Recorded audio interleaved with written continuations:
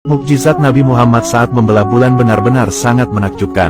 Bahkan, peristiwa ini sampai membuat banyak orang-orang kafir yang bersyahadat dan memeluk agama Islam.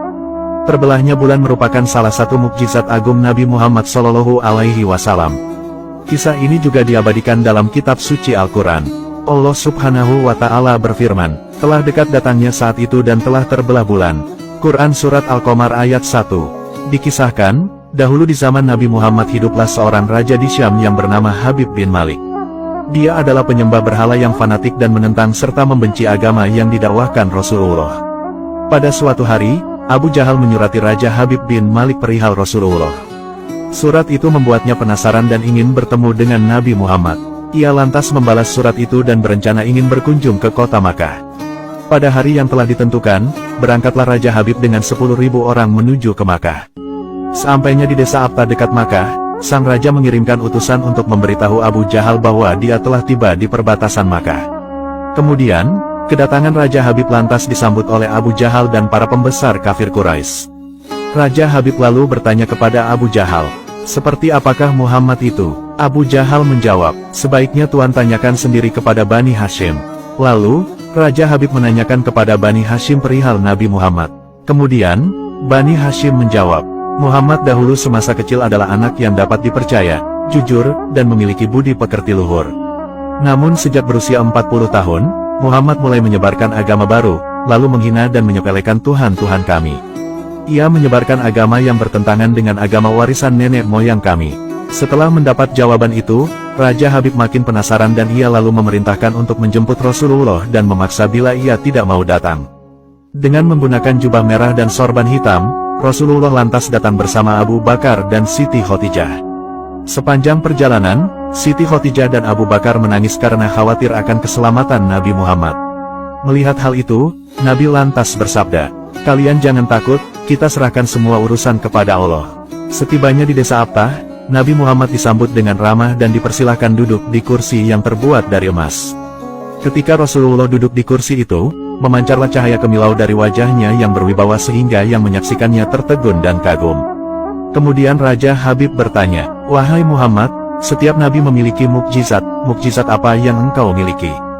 Dengan tenang Rasulullah balik bertanya, "Mukjizat apakah yang Tuan kehendaki?" Raja Habib berkata, "Aku menghendaki matahari yang tengah bersinar engkau tenggelamkan, kemudian munculkanlah bulan. Lalu turunkanlah bulan itu ke tanganmu, belah menjadi 2 bagian, dan masukkan masing-masing ke lengan bajumu sebelah kiri dan kanan. Kemudian, keluarkan lagi dan satukan lagi. Lalu, suruhlah bulan mengakui engkau adalah sang Rasul. Setelah itu, kembalikan bulan itu ke tempatnya semula.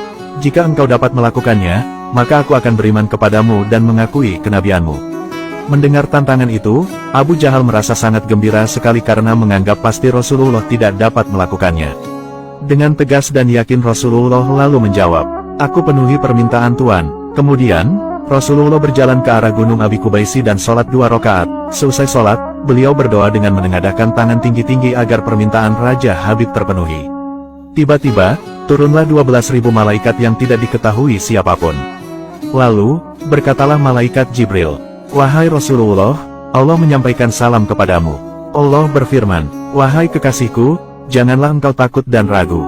Sesungguhnya aku senantiasa bersamamu. Aku telah menetapkan keputusanku sejak zaman azali. Tentang permintaan Habib bin Malik, pergilah engkau kepadanya untuk membuktikan kerasulanmu.